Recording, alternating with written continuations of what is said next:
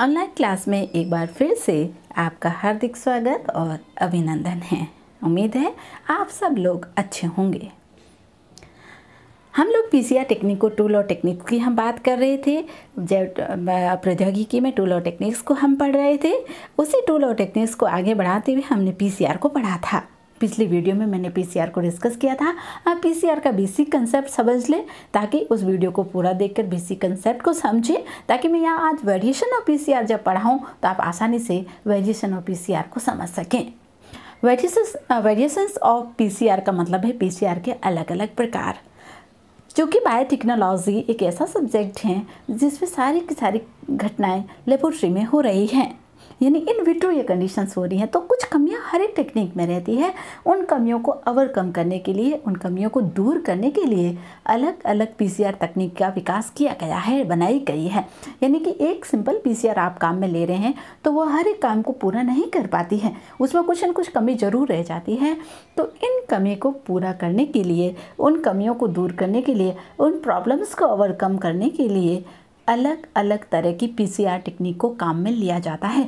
More than 50 PCR technique आज के समय में यूज़ की जा रही है, उपयोग में ली जा रही है। यहाँ पर हम 4 पीसीआर तकनीक की बात करेंगे: inverse PCR, anchored PCR, asymmetric PCR, side direct mutagenesis PCR जो आपके कोर्स में है। इसके अलावा real time PCR, hot star PCR, RT-PCR, इस तरह की बहुत सारी पीसीआर हैं, मल्टीप्लेक्स पीसीआर, जिनको काम में लिया जाता है। क्योंकि आपके कोर्स में ये 4 पीसीआर हैं, तो हमें इनकी शॉर्ट में बात करेंगे कि किस तरह से ये पीसीआर काम में करती है। जो सामान्य पीसीआर हम ले रहे हैं, उस पीसीआर की कुछ प्रॉब्लम को ओवरकम करने के लिए इन पीसीआर को काम में लिया जाता है। सबसे पहले हम पढ़ रहे हैं इन्वर्स पीसीआर। इन्वर्स का मतलब होता है उल्टा, कि किस तरह से इस पीसीआर से डीएनए सीक्वेंसिंग को इन्वर्स किया जाता है और पीसीआर टेक्निक द्वारा उनकी कॉपीज़ तैयार की जाती है। इसको सीधे डायग्राम से समझते हैं हम लोग, ताकि आप लोगों को दिक्कत ना हो। डायग्राम से समझिए, थ्योरी से ज़्यादा डायग्राम इम्पोर्टेंट है इन पीसीआर में। ध्यान से समझिएगा, बहुत इंपॉर्टेंट टेक्निक्स हैं ये। इस पीसीआर, इन्वर्स पीसीआर में क्या होता है कि हमने कोई भी डीएनए फ्रेगमेंट्स लिया है। इस डीएनए फ्रेगमेंट्स में हमें केवल बीच के सीक्वेंस ज्ञात है। क्या ज्ञात है? हमें केवल मिड का जो सीक्वेंस है वो हमें ज्ञात है। बाकी सीक्वेंस, सिरों का फ्लैंकिंग जो सीक्वेंस है, जो सिरों की सीक्वेंस है, वो हमें ज्ञात नहीं है। हमें मालूम नहीं है कि ये सीक्वेंस क्या है। आप सब लोग जानते हैं, हम सब जानते हैं, हमने उस पीसीआर को पढ़ा था, सामान्य प्रोसीजर। तो हमने कहा था कि जो प्राइमर है वो 3 प्राइम पर ऐड होगा, बीच में तो ऐड होगा नहीं, वो 3 प्राइम सिरों पर ऐड होगा। मान लीजिए 3 प्राइम सिरा है, यहाँ पर ऐड होगा। तो अब करना क्या है कि हमें इस रीजन की सीक्वेंस को ज्ञात करना है। जब तक हमें इस रीजन की सीक्वेंस ज्ञात नहीं होगी, तब तक हम पीसीआर काम में नहीं ले सकते। यानी कि हमें जो मिड रीजन है, जो सेंटर रीजन है डीएनए का, इसके सीक्वेंस तो हमें मालूम है कि इसकी सीक्वेंस क्या है, लेकिन हमें सिरों की सीक्वेंस मालूम नहीं है। तो हम क्या करेंगे, इनको अलग अलग रेस्टिगेशन एंजाइम के साथ इसको डाइजेस्ट करेंगे डीएनए को। यानी हम ट्राई करेंगे ट्रायल बेसिस पे। हम जैसे हमने कोई एक ऐसा पैथोजन हमारे पास आ गया जिसकी हमें मिड सीक्वेंस तो हमने ज्ञात कर ली, पता है, लेकिन हमें उसके सिरों की सीक्वेंस ज्ञात नहीं है। जब तक उसकी सिरों की सीक्वेंस हमें ज्ञात नहीं होगी, तब तक हम उसको एम्प्लीफिकेशन नहीं कर सकते। एम्प्लीफिकेशन हम तभी करेंगे जब हमें सिरों की सीक्वेंस मालूम है।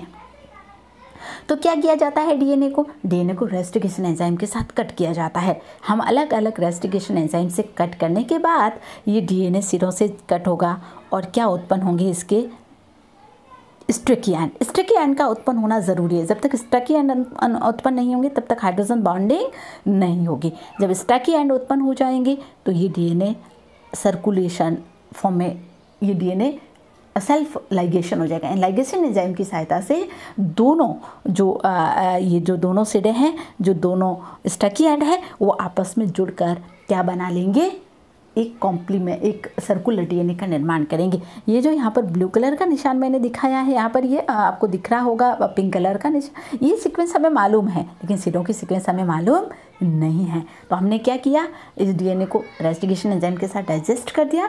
डाइजेस्ट करने के बाद हमने स्टकी एंड उत्पन्न किए हैं। स्टकी एंड उत्पन्न करने के बाद इसमें सेल्फ लाइगेशन होकर डीएनए सर्कुलर हो गया है। अब हम क्या करेंगे, ये सर्कुलर डीएनए इसको हम मिड से कट करेंगे। इसे फिर एक रेस्टिगेशन एंजाइम को काम में लेते हुए इस डीएनए को यहाँ से कट कर दिया जाएगा। अब यहाँ से हम कट करेंगे तो ये कैसे खुलेगा, देखिएगा ऐसे, यहाँ पर ये ब्लू, यानी कि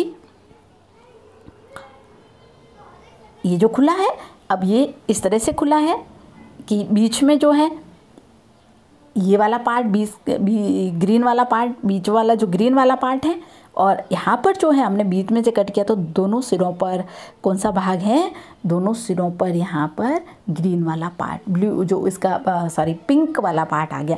अब हमें क्या था, इस बीच वाले पार्ट की सीक्वेंस हमें ज्ञात थी, लेकिन मिड का हमें ज्ञात नहीं था, तो हमने डीएनए को इन्वर्स कर दिया, इसको रोटेट कर दिया।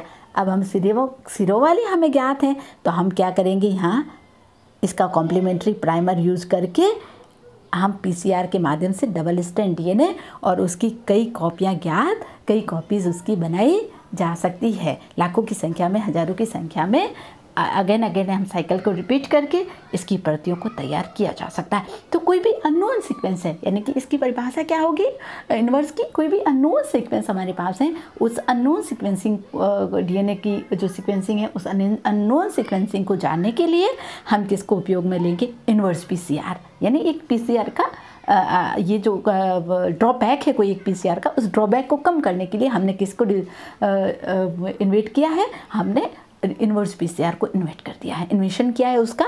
तो उसकी सहायता से हम क्या कर सकते हैं, जो अननोन सीक्वेंस है उसको ज्ञात किया जा सकता है। एंकर्ड पीसीआर क्या होगा कि कोई भी ऐसा पैथोजन, यहाँ पर फिर से आप देखिए, कोई भी ऐसा पैथोजन है उसके हमने डीएनए तो ले लिया, लेकिन उसके एक सिरे की सीक्वेंस हमें ज्ञात नहीं है, दूसरे सिरे की तो ज्ञात है, लेकिन एक 3 प्राइम सिरे की सीक्वेंस हमें मालूम नहीं है। अगर 3 प्राइम सिरे की सीक्वेंस हमें मालूम नहीं है तो उसको ज्ञात करने के लिए यहाँ पर हम पॉली-जी टैल ऐड करेंगे। आप पॉली-सी भी ऐड कर सकते हैं, हम यहाँ पॉली-जी टैल को ऐड करेंगे। डायग्राम में देखते हैं, इसको भी डायग्राम से समझते हैं। हम क्या करेंगे, यहाँ पर मान लो कि ये हमारे पास एक डीएनए है, इस डीएनए को हमने रेस्टिगेशन एंजाइम से कट किया है, लेकिन हमें इसके 3 प्राइम सिरे की सीक्वेंस ज्ञात नहीं है, हमें मालूम नहीं है यहाँ पर क्या सीक्वेंस है। तो हम यहाँ पर क्या करेंगे, पॉली-जी टैल को ऐड करेंगे। पॉली-जी टैल को ऐड करने के बाद आप क्या ले सकते हैं, प्राइमर पॉली-सी, यानी पॉली-जी का कॉम्प्लीमेंट्री क्या होगा, पॉली-सी होगा। तो हम पॉली-सी यहाँ पर प्राइमर ले लेंगे। पॉली-सी प्राइमर लेने के बाद हम यहाँ पर डबल स्ट्रैंड डीएनए का क्या कर सकते हैं, निर्माण कर सकते हैं। तो अब अपने आप डीएनए का क्या होगा, निर्माण होगा। Double strand single strand DNA से हमें क्या प्राप्त हो जाएगा, डबल स्ट्रैंड डीएनए प्राप्त हो जाएगा। और उसके बाद इस पूरे डीएनए की सीक्वेंसिंग को ज्ञात किया जा सकता है, और इस पूरे डीएनए जो हमने लिया है उसकी पीसीआर के द्वारा बहुत सारे कॉपीज़ तैयार की जा सकती है। तो एक सिरे की अगर आपको सीक्वेंसिंग ज्ञात नहीं है, उस एक सिरे की सीक्वेंसिंग को ज्ञात करने के लिए आप एंकर्ड पीसीआर को काम में ले सकते हैं। यहाँ हम एंकर्ड कर रहे हैं, किसको एंकर्ड कर रहे हैं हम लोग, यहाँ पर पॉली-जी टैल को जोड़ा जा रहा है। और पॉली-जी टैल की कॉम्प्लीमेंट्री हम प्राइमर कौन काम में ले रहे हैं, पॉली-सी काम में ले रहे हैं। यानी कोई पैथोजन है हमारे पास, हमने कोई रोग कारक लिया, उस पैथोजन की हमें एक सीक्वेंसिंग मालूम नहीं है, तो उस पैथोजन के डीएनए के साथ हम क्या अटैच कर देंगे, पॉली-जी टैल को अटैच कर दिया जाएगा। पॉली-जी टैल को अटैच करके आप उसका कॉम्प्लीमेंट्री प्राइमर है वो पॉली-सी ले सकते हैं। अब आप वो बॉन्डिंग बनाएंगे, हाइड्रोजन बॉन्डिंग। अब पॉलीमरेज एंजाइम की उपस्थिति में न्यूक्लियोटाइड का एडिशन होगा और सिंगल स्ट्रैंड डीएनए से क्या बन जाएगा, डबल स्ट्रैंड डीएनए बन जाता है। तो इस तरह से हम किसको काम में लेते हैं, एंकर्ड पीसीआर को काम में लेते हैं। असिमेट्रिक पीसीआर, असिमेट्रिक पीसीआर क्या होती है, असिमेट्रिक पीसीआर होती है कि हमें डीएनए की सीक्वेंसिंग ज्ञात करनी है। कोई भी डीएनए है उसका हमें सीक्वेंसिंग ज्ञात करना है, तो उसके लिए हम एसिमेट्रिक पीसीआर लेते हैं। सीक्वेंसिंग कैसे ज्ञात करते हैं, नॉर्मली हम क्या करते हैं, सामान्य पीसीआर में हम क्या कर रहे हैं कि जितने सिंगल स्ट्रैंड डीएनए होते हैं उतने ही हम प्राइमर लेते हैं। मान लो हमारे पास 5 सिंगल स्ट्रैंड डीएनए है, तो हम प्राइमर कितने लेंगे, उतने ही प्राइमर लेंगे, 5। है ना। 5 अगर हमारे पास सिंगल स्ट्रैंड डीएनए है तो प्राइमर भी कितने लिए जाएंगे, 5। यानी जितने रेशियो में सिंगल स्ट्रैंड डीएनए होते हैं उतने ही रेशियो में प्राइमर लिए जाते हैं। लेकिन एसिमेट्रिक यानी असामान्य, यहाँ सामान्य नहीं है, स्थिति थोड़ी सी अलग है। तो अलग क्या स्थिति है कि जितने प्राइमर चाहिए उतने प्राइमर ना लेकर हम थोड़ी कम संख्या में प्राइमर लेंगे। तो होगा क्या, थोड़ी कम संख्या में प्राइमर लेने से जब आप पीसीआर करेंगे उसके साइकिल को अगेन एंड अगेन रिपीट करेंगे तो कुछ देर तक तो क्या बनेगी, डबल स्ट्रैंड डीएनए बनेंगे। लेकिन एक ऐसी सिचुएशन आ जाएगी जब प्राइमर ख़त्म हो जाएंगे। जब प्राइमर ख़त्म हो जाएंगे तो हमारे पास क्या बनने लग जाएंगे, सिंगल स्ट्रैंड डीएनए उत्पन्न होंगे। अब सिंगल स्ट्रैंड डीएनए जो बनेंगे उन सिंगल स्ट्रैंड डीएनए के माध्यम से हम किसी भी डीएनए की सीक्वेंसिंग को ज्ञात कर सकते हैं। तो कुल मिलाकर एक कहने का मतलब, इस टेक्निक का मतलब यह है कि अगर आपको कोई भी डीएनए की सीक्वेंसिंग पता नहीं है और आपको उस डीएनए की सीक्वेंसिंग याद करनी है तो आप किसको काम में लेंगे, एसिमेट्रिक पीसीआर को काम में लेंगे। सीक्वेंसिंग कैसे ज्ञात करेंगे, आप पीसीआर का रेशियो जो है डीएनए का 100:1 रखा जाता है। ये प्राइमर और डीएनए का रेशियो रखा जाता है। हम कम यहाँ पर जो प्राइमर यूज़ करेंगे तो कुछ देर तो डबल स्ट्रैंड डीएनए बनेंगे, लेकिन आप साइकिल को अगेन एंड अगेन रिपीट कर रहे हैं तो एक ऐसा टाइम आएगा जहाँ केवल सिंगल स्ट्रैंड डीएनए बनने लग जाएंगे। और इस सिंगल स्ट्रैंड डीएनए के माध्यम से हम किसी भी डीएनए की सीक्वेंसिंग को ज्ञात कर सकते हैं। तो डीएनए की सीक्वेंसिंग को हमें जानना है, इसके लिए हम एसिमेट्रिक पीसीआर को काम में लेंगे।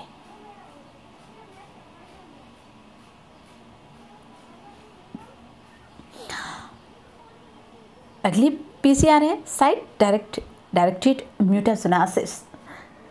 म्यूटेशनासिस एंड म्यूटेशन दो टर्म्स आपने पढ़ी होगी जेनेटिक्स में। म्यूटेशन इट नेचुरल प्रोसेस, ये प्राकृतिक घटनाक्रम है जब डीएनए की न्यूक्लियोटाइड में चेंजेस होता है, न्यूक्लियोटाइड में परिवर्तन होता है तो उसको हम कहते हैं म्यूटेशन। लेकिन उसी म्यूटेशन को आप आर्टिफिशियली रूप से कर रहे हैं, आप लेबोरेटरी में जब उसको कर रहे हैं तो उसके लिए हम टर्म यूज़ करते हैं mutagenesis, site directed mutagenesis. Site directed mutagenesis का मतलब ये होगा कि एक स्पेसिफिक स्थल पर हम म्यूटाजेनेसिस को क्रिएट करेंगे, उसको हम साइट डायरेक्ट म्यूटाजेनेसिस कहते हैं। कैसे करेंगे, हम डायग्राम से समझेंगे इसको भी। साइट डायरेक्ट म्यूटाजेनेसिस में यहाँ पर आप लोगों को मैं बता देती हूँ कि यहाँ आप जो प्राइमर है ये प्राइमर है, यहाँ पे हम प्राइमर में म्यूटेशन क्रिएट करेंगे।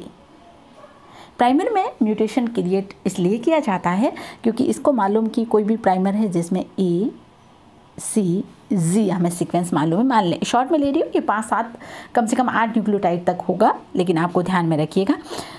और एक हमने यहाँ पे ले लिया C और वापस वही सीक्वेंस आ गई यहाँ पे, एक हमने ले लिया था C और बाकी वही सीक्वेंस यहाँ आ जाती है T, ठीक है। तो हमने इस C में म्यूटेशन क्रिएट, यहाँ पर हमने C को म्यूटेट कर दिया, म्यूटेशन के थ्रू म्यूटाजेनेसिस इसमें हम कर दिया है।